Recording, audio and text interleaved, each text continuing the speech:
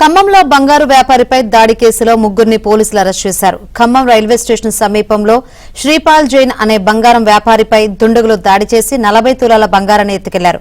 ప్రధాన నిందితుడు మీఠా లాల్ ను ఇంతకు ముందే అరెస్ట్ చేయగా తాజాగా మరో ముగ్గురిని పోలీసులు అదుపులోకి తీసుకున్నారు. అయితే ఈ కేసుతో సంబంధం ఉన్న మరో ఇద్దరు పరారీలో ఉన్నారు. భరత్ మాలి అనే వ్యక్తి వైజాగ్ లో సిల్వర్ షాప్ పెట్టుకొని బిజినెస్ చేస్తున్నాడు అనేసి చెప్పడం జరిగింది.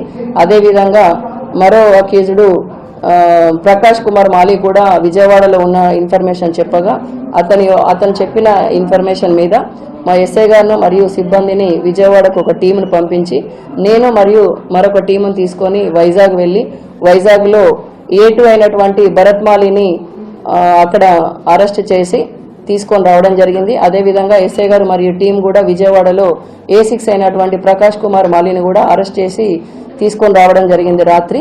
ఈ విధంగా వారి యొక్క కన్ఫెషన్ కూడా తీసుకొని అంటే వాళ్ళ యొక్క స్టేట్మెంట్ వాళ్ళని విచారించి వాళ్ళ కూడా స్టేట్మెంట్ అని రికార్డ్ చేసుకొని ఈ జరిగినటువంటి ఆ కేసు ఒక శ్రీపాల్ జైన్ యొక్క కంప్లైంట్కు ఏ విధంగానైనా కూడా న్యాయం చేయాలనే ఉద్దేశంతో ఇన్ని రోజులుగా ఇంత హార్డ్ వర్క్ చేసి మా టీము మేమంతా కూడా కష్టపడి ఈరోజు ముగ్గురు అక్యూజ్లను కూడా అరెస్ట్ చేసి రిమాండ్ నిమిత్తము కాజీపేట కోర్టుకు రిమాండ్